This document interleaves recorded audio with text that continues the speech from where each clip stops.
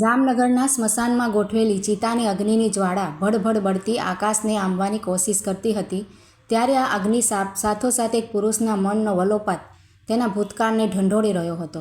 સ્મશાનમાં આવેલા લોકો વાત કરી રહ્યા હતા કે સુમનભાઈ આગળ હવે શું કરશે. આજે તેની પડછાયો ઘરે પાછો નહીં આવે. ચિતા પૂરી રીતે રાખ ના થઈ ત્યાં સુધી સુમનભાઈ એક પણ મટકું માર્યા વગર સતત ચિતા સામે જોઈ રહ્યા હતા. તેમને એવો ભાસ થતો હતો કે હમણાં તેની અર્ધાંગીની બોલી ઉઠશે. તમે કયા વિચારોમાં ખોવાયેલા છો? બધું થઈ રહેશે, તમે બધી ચિંતા છોડો. સુમનભાઈની આંખો ભીની હતી અને હૃદયમાં ડૂમો ભરાયેલો હતો. પ્રથમેશે તેના પિતાના ખાસ દોસ્ત રાકેશ અંકલ સામે જોતા તેઓ પ્રથમેશની વ્યથા સમજી ગયા એટલે તેઓ સુમનભાઈ પાસે જઈ બેસી ગયા. બંને મિત્રોની આંખો એકબીજાને મળી. સુમનભાઈએ પોતાની આંખો વડે એમના મિત્રને કહેતા હોય તેમ પોતાની જાતને દોષિત માનતા હતા કે તારી ભાભી સાથે મેં આખી જિંદગી અન્યાય કર્યો છે. રાકેશભાઈએ તેના ખભે માથું મૂકીને મૌન રીતે આશ્વાસન આપતા હોય તેમ તારી વાત હું સમજી ગયો, પણ થવા કાળ બધું થઈને રહે છે, એમાં મિથ્યા થતું હોતું નથી. સુમનભાઈના અત્યાર સુધી રાખેલી હિંમત તૂટી ગઈ. એમની આંખોમાંથી શ્રાવણ ભાદરવો શરૂ થયો. મારી વર્ષા, તું મને કેમ એકલો મૂકીને ચાલી નીકળી? મને એમ કે તું મસ્કરી કરે છે, પરંતુ તે તો મને કહ્યું હતું તેમ હું તમારી પહેલાં જઈશ તે તારું વચન પાળ્યું. વર્ષાબેન પંચમહાભૂતમાં મળી ગયા અને બધા સ્મશાનથી ઘરે પરત આવ્યા. સૌને આશ્ચર્ય એ વાતનું હતું તેમનો પુત્ર પ્રથમેશ એક બાજુ તેના 5 વર્ષના પુત્ર રમ્યને તેડીને સ્તબ્ધ થઈને કેમ ઊભો છે. 70 વર્ષના સુમનભાઈ આલીશાન રાજ રસીલા સાથેનો ડ્રોઈંગ રૂમમાં આવ્યા, પરંતુ આજે પોતાના પત્ની વર્ષાબેન વગર તેમને રૂમ સાવ ખાલી ખમ લાગ્યો. તેઓ ભૂતકાળ વાગોળી રહ્યા હતા અને સાથે જ દુઃખી થતાં વિચારી રહ્યા હતા કે ભગવાન પણ અજીબ છે. જ્યારે અમારે સુખ ભોગવવાનો વારો આવ્યો ત્યારે જ વર્ષાને મારો સાથ છોડાવી પોતાની પાસે બોલાવી લીધી. સવારે 8 વાગે આશરે 70 વર્ષની વયે પહોંચેલા વૃદ્ધ દંપતી વહેલી સવારે નાહી ધોઈને પૂજાપાઠ પતાવી રોજના રૂટીન મુજબ સોફા પર બેસી બંને વાતો કરતા. તેમ આજે પણ સુમનભાઈ વર્ષાબેનના ફોટા સામે જોઈને વાતો કરી લેતા. તેઓ સદેહ નહોતા, પરંતુ સુમનભાઈના આંતરિક મનમાં છવાયેલા હતા. વર્ષાબેનને યાદ કરી સુમનભાઈ આજે હસી પડ્યા. હસવાનું કારણ પોતાની પત્ની વર્ષાની રોજની દિનચર્યા હતી. વર્ષાબેન દરરોજ પોતાના જમાનાની જીવનશૈલી યાદ કરીને સુમનભાઈને દીકરા વહુની ફરિયાદ કરતા. ત્યારે તેઓ હવે નવા જમાનાના પાઠ તેમની પત્નીને ભણાવીને શાંત પાડી દેતા હતા. જુઓ ને 8 વાગ્યા પણ ઘરમાં હજુ કોઈ ચહલપહલ થતી નથી. તેમનો 3 વર્ષનો ટેણિયો પણ હજુ રૂમની બહાર આવ્યો નથી. રવિવાર સિવાય દરરોજ 6:30 પછી હેમાલી નીચે આવી સીધી રસોડામાં જઈને પોતાના ત્રણેય માટે ચા પાણી, દૂધ અને બધા માટે નાસ્તો તૈયાર કરતી. ત્યારબાદ તે તેના દીકરા રમ્યને તૈયાર કરવા બેડરૂમમાં પહોંચી જતી, કારણ કે તેની જુનિયર કેજીની સ્કૂલ રિક્ષા 7:30 વાગે ઘરના દરવાજે હોર્ન મારતી હતી. લગભગ 8 વાગે તેનો પતિ પ્રથમેશ જાગી ડાઇનિંગ ટેબલ પર નાસ્તો કરતાં કરતાં તેના મા બાપ સાથે 15-20 મિનિટ વાતચીત કરી તે તૈયાર થવા બેડરૂમમાં ચાલ્યો જતો. હેમાલી તેની પાછળ જ રસોઈનું કામગીરી પતાવી બંનેના ટિફિન ભરીને તૈયાર થવા ચાલી જતી, કારણ કે તે પણ 9:30 ઘરની બહાર નીકળી જતી. ઘરે એકલા પડી જતા. પરંતુ લગભગ બપોરે 12 વાગે નાનકડો પૌત્ર રમ્ય સ્કૂલેથી આવી જતા બંને તેને સાચવવામાં અને રમાડવામાં તેમની સાંજ પડી જતી. આમ બંનેનો રમ્યના કારણે આખો દિવસ આનંદ પ્રમોદમાં પસાર થઈ જતો હતો. સાંજે લગભગ 7 વાગે રસોઈણ બાઈ આવી વર્ષાબેનને પૂછીને અડધો કલાકમાં રસાઈ બનાવી ચાલી જતી. રાત્રે 8 વાગે પોતાની કાર લઈને હેમાલી ઘરે આવી પહોંચતી. પ્રથમેશ પણ કંપનીએથી મોટાભાગે 8:30 વાગે ઘરે આવી પહોંચી પોતાના રૂમમાં પતિ પત્ની ભરાઈ જતા. વૃદ્ધ દંપતી ઉંમરના કારણે નિયમિત રાતે 8:30 જમીને પોતાના રૂમમાં ચાલ્યા જતા. આવી આખા દિવસની તેમની દિનચર્યા રહેતી હતી. આવી રીતે સુમનભાઈ પોતાનો પત્ની વર્ષાબેન સાથે ગાળેલા ભૂતકાળને વાગોળતા હતા. એટલામાં જ એમનો પૌત્ર આવ્યો અને દાદાને કહ્યું, દાદા, તમને મારી મમ્મી બોલાવે છે. પૌત્ર રમ્યના કહેવાથી સુમનભાઈ પોતાના બેડરૂમમાંથી બહાર આવીને ડાઇનિંગ ટેબલ પાસે જમવા માટે આવ્યા. આજે રવિવાર હોય, પ્રથમેશ અને હેમાલીને પણ ઓફિસમાં ઓફ હતો એટલે તેઓ પણ ઘરે હાજર હતા. એટલે સૌ સાથે જમવા માટે બેઠા. લંચ જમતા પ્રથમેશે તેના પિતા સુમનભાઈને જણાવ્યું, પપ્પા, આજે રવિવાર હોય, અમે રમ્યને લઈ બહાર જવાના છીએ. કામિનીબેન સાંજે રસોઈ કરવા આવે ત્યારે તમારે જે જમવાની ઈચ્છા હોય તે કહી દેજો. હેમાલીને તેમની સાથે વાત થઈ ગઈ છે અને અમારી રસોઈ બનાવવાની નથી. આમ હેમાલી તેના સસરા સાથે લગભગ જરૂર ના હોય ત્યાં સુધી વાત કરતી નહીં. હંમેશા જે કાંઈ કહેવું હોય તે પ્રથમેશ દ્વારા કહેરાવી દેતી અથવા રમ્યાની સાથે સૂચના મોકલી દેતી. સુમનભાઈએ પૂછ્યું, તમે લોકો કઈ બાજુ જવાના છો? કઈ જગ્યાએ જમવા જવાના છો? અત્યારે બહુ વાતાવરણ ખરાબ છે. રમ્ય હજુ 5 વર્ષનો જ થયો છે, તો તમે તેનું ખાવા પીવામાં ધ્યાન રાખજો. સુમનભાઈએ વણમાગી સલાહ આપી તે પુત્રવધુ હેમાલીને પસંદ ના આવી. તેણે તેના પતિ સામે જોઈને મોં મચકોડ્યું. પ્રથમેશે તેના પિતા સુમનભાઈને ઉત્તર આપ્યો, પપ્પા, તમે હવે અમારી ચિંતા મૂકી દો. હવે અમે મોટા થઈ ગયા છીએ. અમારે રાત્રે પણ થોડું મોડું થશે, એટલે અમને વારંવાર ફોન કરીને ખલેલ ના પહોંચાડતા. પહેલાં રમ્યાની ફરમાઈશ પર તેને ગાર્ડનમાં અને લેક ઉપર ફરવા લઈ જઈશું. અમે રાત્રે હોટલમાં જમી કરીને હેમાલીને ઘણા સમયથી પિક્ચર જોવાની ઈચ્છા છે, એટલે છેલ્લા શોમાં ફિલ્મ જોઈ રાત્રે 1 વાગે અમારી રીતે ઘરે પહોંચી જઈશું. નાનકડો રમ્યો બોલ્યો, દાદુ આપણી સાથે નથી આવતા?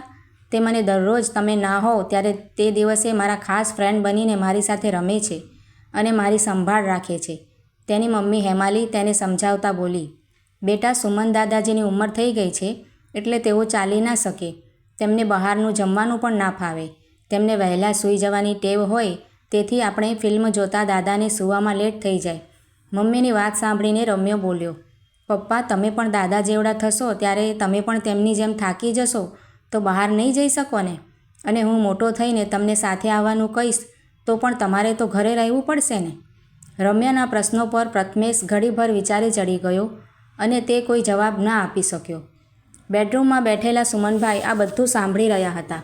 પોતાની આ ઉંમરે કોઈ જાતની તકલીફ નહોતી. તેમને તેમની પત્નીના શબ્દો યાદ આવી ગયા. વર્ષાબેન એક કહેવત વારંવાર બોલતા હતા કે જેને કોઈ ના પહોંચે તેને તેનું પેટ પહોંચે. સુમનભાઈ જમીને પોતાના રૂમમાં જઈને આડા પડ્યા. તેમની આંખોમાં આજે ઊંઘ ના હતી. તેઓ તેમની પત્ની વર્ષાબેનના ફોટા તરફ જોઈને બબડ્યા, પહેલાં તારી સલાહ માની હોત તો મારે આ પરિસ્થિતિ જોવાનો વારો ના આવત. ફોટામાં પણ તું મારી પર હસે છે ને? તે મને ખબર પડે છે કે તમે મારું માન્યા ન હતા, પણ હવે હું તને સામી ફરિયાદ કરું છું. તને તો બધી ખબર છે કે દર રવિવારે સાંજે દીકરા વહુનો બહાર જવાનો કાર્યક્રમ હંમેશા ફિક્સ હોય છે.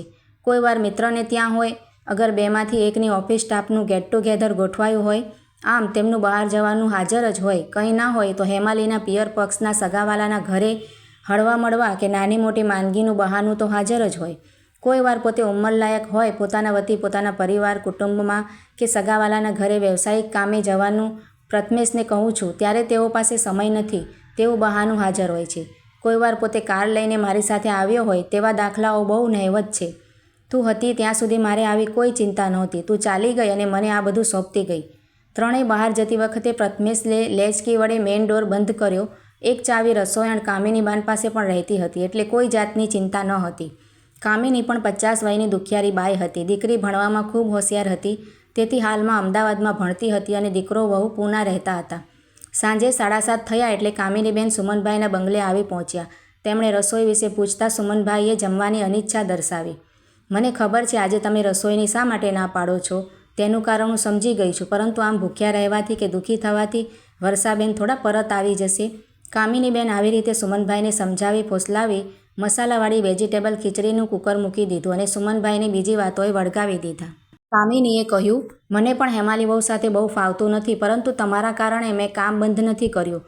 કામિનીબેને સુમનભાઈના ઘરે રસોઈ બનાવી લીધા બાદ પોતાના ઘરે આવી તેના દીકરાને ફોન કરી પોતે 4-5 દિવસ પછી પૂના આવી જશે તેવા ખબર આપ્યા.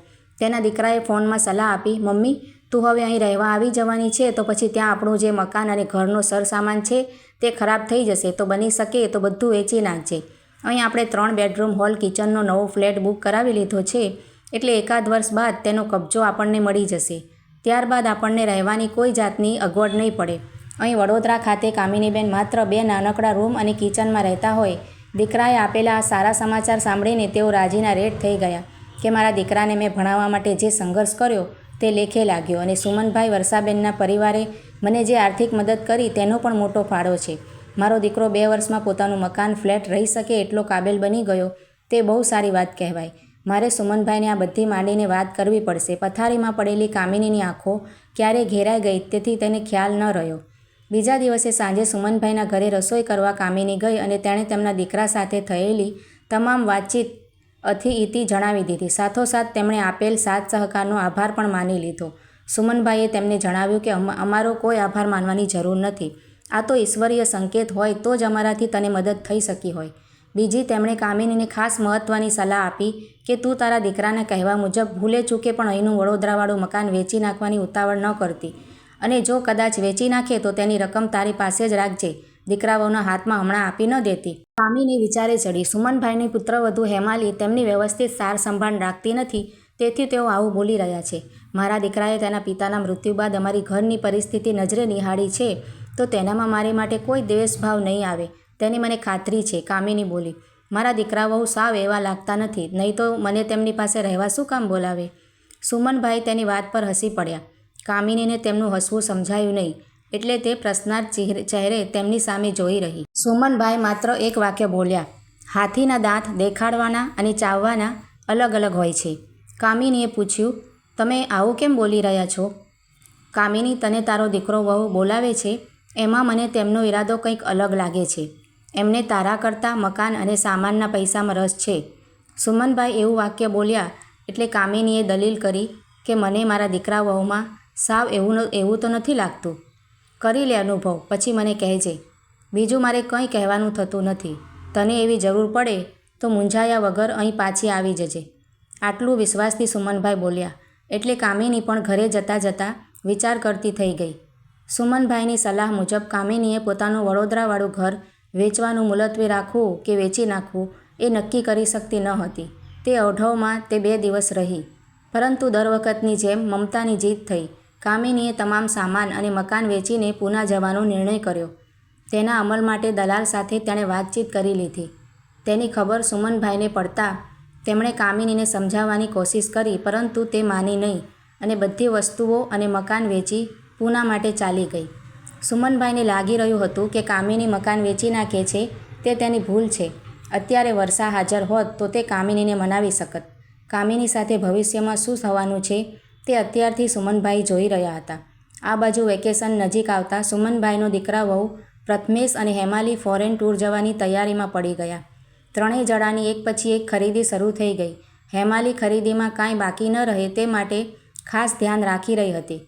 પ્રથમેશે ના પાડી છતાં સુમનભાઈએ પ્રવાસમાં કામ આવે તે હેતુથી પોતાના સેવિંગ બેગ ખાતામાંથી 5 લાખ રૂપિયા જેવી મોટી રકમ ઉપાડીને તેના હાથમાં આપી. પૈસા મળતા જ હેમાલીનો સુમનભાઈ પ્રત્યેનો વર્તાવ સાવ ફરી ગયો. પહેલાં તે તેના સસરાને જરા પણ મહત્ત્વ આપતી ન હતી, અને જ્યારથી તેમણે પૈસા આપ્યા ત્યારથી હવે સારી રીતે તેની સંભાળ રાખવા માંડી હતી. તેમનો નાસ્તો, જમવાનું, તમામ વસ્તુઓમાં ફેરફાર આવી ગયો. દીકરો વહુ બહાર ગયા એટલે સુમનભાઈ તેના બેડરૂમમાં ગયા. પોતાની પત્ની વર્ષાના ફોટા સામે જોઈને કહેવા લાગ્યા, વર્ષા, મારા મા બાપની તેમની ઉંમર થતાં જે પ્રમાણે તે સેવા કરી છે એવી રીતે આજની કોઈ પુત્રવધુ સેવા ચાકરી ના કરી શકે. બાપુજી તો પડી ગયા બાદ તેમને હેમરેજ થતાં માંડ 10 દિવસ જ પથારીમાં રહ્યા, પરંતુ બા તો બાપાના ગયા બાદ 7-8 વર્ષ જીવ્યા. તેમાં પણ તેમની આંખોનું તેજ છેલ્લા 5 વર્ષ તો સાવ ચાલ્યું ગયું હતું. તે સમયે તે તેમની કોઈપણ પ્રકારની આશા રાખ્યા વગર સેવા કરી હતી. મોટાભાઈ અને ભાભીએ ઘણીવાર બાને પોતાના ઘરે લઈ જવા પ્રયત્ન કરતા હતા, અને તને પણ એમ થતું હતું કે જો બા થોડાક સમય મોટાભાઈને ત્યાં જાય તો મને થોડોક સમય આરામ મળી જાય. પણ બાએ ભાભીને ચોખ્ખું કહ્યું હતું કે વર્ષા મને સારી રીતે સાચવે છે. એમાં તો ભાભીને ખોટું લાગી ગયેલું. તેઓ બાને કંઈ કહી ન શકે, પરંતુ તેમના વાકબાણો તારે વારંવાર સાંભળવા પડતા હતા. પરંતુ તું તો બધું હસીને ટાળી દેતી હતી, અને હવે આ કામિની પણ મારી વાત સમજી ન શકી. તેના દીકરા પ્રત્યેની લાગણીમાં તણાઈ ગઈ છે, પરંતુ તે હેરાન થવાની છે. આમ ને આમ 15 દિવસ પછી પ્રથમેશ તેના ફેમિલી સાથે વડોદરાથી મુંબઈ થઈ યુરોપ ટૂર જવા નીકળી જવાનો હતો. સુમનભાઈ માટે ટિફિન વ્યવસ્થા અને બીજી બધી ચીજવસ્તુઓ માટે તેમને બહાર લેવા ન જવું પડે તે માટે ઘરે આવી ગઈ હતી. પ્રથમેશને જવા આડા 5 દિવસ હતા ત્યારે એક સાંજે બહાર ગયા હતા. ત્યારે કામિનીબેનનો સુમનભાઈ પણ ફોન આવ્યો. બોલ કામિની, શું હતું? કામિનીએ ફોનમાં પૂછ્યું. પ્રથમેશભાઈ ક્યારે પ્રવાસે નીકળવાના છે? તે પહેલાં હું અહીંથી વડોદરા પહોંચી જાઉં. સુમનભાઈને નવાઈ લાગી કે કામિની જ્યારે જવાની હતી ત્યારે અહીં આવવાની સાવ ના જ પાડતી હતી, અને અચાનક આવી રીતે તેનો ફોન આવ્યો. દાળમાં જરૂર કંઈક કાળું છે કે પછી અમારા જૂના સંબંધોના કારણે આવી રહી છે, ખબર પડતી નથી. તેમણે કામિનીને પૂછ્યું, તને તારા દીકરાએ અહીં આવવાની હા પાડી કે પછી તારી જાતે આવી રહી છે? કામિનીએ વિશેષ કંઈ ના કહ્યું. માત્ર એટલું જ બોલી, આજે 13મી તારીખ તો થઈ ગઈ છે. હું કાલે રાત્રે અહીંથી ટ્રેનમાં નીકળીને પરમ દિવસે 15 તારીખે સવારે વડોદરા પહોંચી જઈશ. મારું ઘર તો હવે વડોદરામાં છે નહીં, મેં વેચી દીધું છે. તેથી આપણે વાત નથી થઈ. હું રૂબરૂ આવી તમને બધી વાત કરું. હું તમારા ઘરે સીધી આવીને હેમાલી વહુ પાસેથી તેઓ જાય તે પહેલાં ઘરની બધી વિગત જાણી લઈશ, એટલે તેમને તમારું કોઈ ટેન્શન ન રહે. કામિનીએ સુમનભાઈના કરેલા સવાલોના જવાબ ન આપ્યા, પરંતુ આખી વાત જ ફેરવી નાખી. સુમનભાઈ કામિની સાથેની વાતચીત પરથી સાચી હકીકત જાણી ન શક્યા, એટલે તેઓને વધુ શંકા પડી કે તે શા માટે પૂનાથી આમ તાત્કાલિક વડોદરા પરત ફરી રહી છે. આમ સુમનભાઈ કામિનીના ફોન મૂક્યા પછી વિચાર કરતા હતા. કામિની 100% વડોદરા પરત આવશે તેની મને ખાતરી હતી, કારણ કે તેના દીકરાની વહુ વધારે પડતી હોશિયાર છે. મોઢે મીઠી રહે અને પાછળથી કંઈક અલગ વર્તન કરે એવું મને કામિનીની વાતો પરથી લાગી રહ્યું હતું. હવે કામિની અહીં વડોદરા રહે ત્યાં સુધી તેને આપણે ઘરે જ રહેવું પડશે, કારણ કે તેણે પુત્રની સલાહ મુજબ અહીંનું મકાન વેચી માર્યું છે. સુમનભાઈએ દીકરાને કામિની વિશે વાત કરી. બેઉ પતિ પત્ની આ વાત સાંભળીને એકદમ ચોંકી ગયા, પરંતુ પ્રથમેશને કામિનીબેન તેના ઘરે રહે તેમાં કોઈ જાતનો વાંધો ન હતો, એટલે તેણે તેના પપ્પાને કહ્યું કે વાંધો નહીં, તેઓ ભલે અહીં રહે. આપણા મકાનનું આઉટ હાઉસ ખાલી પડ્યું છે, તેમાં તે રહેશે. 2 ટાઈમ રસોઈ અને બીજા કામ કરશે, એટલે આપણી સાથે જમી પણ લેશે. હેમાલીને પ્રથમેશની વાત થોડી ખટકી હતી. તે વિચારવા લાગી, જો કામિનીબેનનું રહેવાનું, ખાવાનું, કપડાં બધું અમારા ખર્ચે હોય તો માસિક 5,000 ખર્ચ આસાનીથી વધી જાય. તેની પ્રથમેશને ક્યાં ખબર પડે છે? આ ઉપરાંત ઉપરથી તેમને પગાર પણ આપવો પડશે, પરંતુ અત્યારે તો મારે તેમની ગરજ છે, એટલે કાંઈ બોલાય તેવું નથી. હેમાલીને જોતાં સુમનભાઈ સમજી ગયા કે હેમાલીને કામિની અહીં રહેશે તે ગમ્યું નથી લાગતું, પરંતુ બોલતી નથી. બીજા દિવસે સવારે દીકરા વહુ ફોરેન જવા માટે નીકળ્યા અને એ જ દિવસે રાત્રે અચાનક જ સુમનભાઈ બાથરૂમ ગયા અને પગ લપસ્યો અને પડી જવાથી તેઓ બેભાન થઈ ગયા. એ તો સારું હતું કે કામિની ત્યાં હાજર હતી. તેણે પડોશની મદદથી સુમનભાઈને હોસ્પિટલે પહોંચાડ્યા અને તરત જ સારવાર શરૂ કરવામાં આવી. આંખો ખુલતા જ સુમનભાઈને એક જાણીતો ચહેરો સામે દેખાયો. તેઓ બોલી નહોતા શકતા, ડાબી બાજુનું અંગ હલાવી નહોતા શકતા, તો એ થોથવાતે અવાજે બોલ્યા, ક્રિષ્ના? હા કાકા, હું ક્રિષ્ના. ઓળખી ગયા મને તમે? વાહ, સરસ. એટલે મગજ તો સાબદું છે તમારું. હાસ, મને એ જ ચિંતા હતી. હવે વાંધો નહીં આવે, જરાય ચિંતા કરતા નહીં. હું છું કાકા. ફરી એવા જ થોથવાતા અવાજે, મને શું થયું છે? મારા શરીરની એક બાજુના અંગો કેમ હલતા નથી? કાકા જુઓ, તમને પેરાલિસિસનો અટેક આવ્યો હતો, પણ વધુ ચિંતાજનક વાત નથી. તમને જલ્દી જ સારું થઈ જશે. સુમનભાઈ આંખોમાં આંસુ સાથે, મારા પ્રથમેશનો ફોન? આટલું બોલતા તે થાકી ગયા. હા કાકા, તમારા મોબાઈલથી મેં એમને કોલ કર્યો છે. તેઓ ઉપાડતા નથી, બીજી હશે. મિસ કોલ જોશે તો કરશે. એક મિસ કોલમાં નહીં કરે, ઓછામાં ઓછા 5 કર, કહીને એમની આંખો ભરાઈ આવી. એટલી વારમાં તો કામિનીબેન આવી પહોંચ્યા. સાહેબ, કેમ છો હવે? આજે રસોઈ કરવા આવી ત્યારે તમને જમીન પર પડેલા અને અકળાઈ ગયેલા જોયા. ગભરાઈને મેં પાડોશીઓને બોલાવ્યા. મને તો કંઈ સૂઝ્યું નહીં. પછી તરત જ ક્રિષ્નાને ફોન કર્યો. ક્રિષ્ના? સાહેબ ઓળખીને મારી દીકરી? સાહેબ, એ નર્સ બની ગઈ છે, યાદ છે ને? મેં પેંડા ખવડાવ્યા હતા. એ ફટાફટ એમ્બ્યુલન્સ લઈને આવી. બસ પછી બધું એણે સંભાળી લીધું સાહેબ. એટલી વારમાં પ્રથમેશનો વિડીયો કોલ આવ્યો. તેને અંદાજો આવી ગયો કે પપ્પાને કંઈક થયું છે. શું થયું પપ્પા? પણ સુમનભાઈ હલનચલન કરવાની હાલતમાં ન હતા. તરત જ ક્રિષ્નાએ ફોન લીધો અને પ્રથમેશને બધી પરિસ્થિતિની જાણ કરી. પપ્પા, આમ કેમ અચાનક આવું થઈ ગયું? પણ પપ્પા, તમે ચિંતા ન કરતા. ક્રિષ્નાએ કહ્યું છે કોઈ વાંધો નહીં આવે. ફિઝિયોથેરેપીથી ધીરે ધીરે ફરક પડી જશે. પપ્પા, હું હમણાં તાત્કાલિક આવી શકું એમ નથી. હેમાલીના ભાઈને બિઝનેસ શરૂ કરવામાં મારી મદદની જરૂર છે. પણ મેં ક્રિષ્નાને બધું સમજાવી દીધું છે. એ તમારું સારી રીતે ધ્યાન રાખશે. આટલું કહીને પપ્પા શું કહે છે એ સાંભળવાની પણ દરકાર ન કરતા પ્રથમેશે ફોન કાપી નાખ્યો. સુમનભાઈની નિરાશા અને આંસુ ક્રિષ્ના પારખી ગઈ.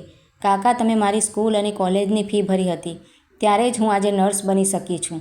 પ્રથમેશભાઈએ ન પણ કીધું હોત ને તો હું તમારી પૂરી દેખરેખ કરવાની જ હતી. મારી મમ્મીએ એક વાત મને શીખવી છે કે કોઈનો ઉપકાર ક્યારેય ન ભૂલવો. એ જ માણસાઈ છે. હું છું ને કાકા, તમારી દીકરી. તમે જરાય મૂંઝાતા નહીં. જોજો ને તમને કેવા દોડતા કરી દઉં છું. આટલું સાંભળી સુમનભાઈની બંને આંખોમાં 2 પ્રકારના આંસુ હતા, એકમાં ગમના અને બીજાના ખુશીમાં. સુમનભાઈની તબિયત સારી થતાં કામિની અને ક્રિષ્ના તેમને ઘરે લઈ આવ્યા. ક્રિષ્નાએ એક દીકરીની જેમ એમની ખૂબ સેવા કરી. કામિનીએ આખું ઘર સંભાળી લીધું. એમને કોઈ વાતની ખોટ ન આવે તેનું ધ્યાન રાખ્યું. પરંતુ સુમનભાઈને આ સમયે દીકરાની બહુ જ જરૂર હતી. અને દીકરો વહુ તથા તેમના પૌત્રના આવવાની રાહમાં તેઓ વધુ બીમાર થતા ગયા. અને એક દિવસ એવો આવ્યો કે સુમનભાઈ ખાટલે પડી ગયા. એમણે કામિનીએ કહ્યું કે વકીલને બોલાવી આવે, મારી વિલ તૈયાર કરાવી છે. જે ઘરમાં તેઓ રહેતા હતા એ કામિનીના નામે કરી દીધું અને કહ્યું કે હવે તારા દીકરાની કોઈ આશા રાખતી નહીં અને તેની ઉપર વિશ્વાસ પણ ન કરતી. હવે આ ઘર તારું છે. અને બાકીના તમામ પૈસા એમણે ક્રિષ્નાને ડૉક્ટર બનવા માટે આપી દીધા. થોડા દિવસ બાદ સુમનભાઈને શ્વાસ ચડ્યો અને એમણે દેહ છોડી દીધો. સમાચાર મળતા જ પ્રથમેશ ભારત આવ્યો, પરંતુ હવે શું ફાયદો? એક પિતા પોતાના પુત્રને મળવા માટે રાહ જોઈ ચાલી નીકળ્યા હતા.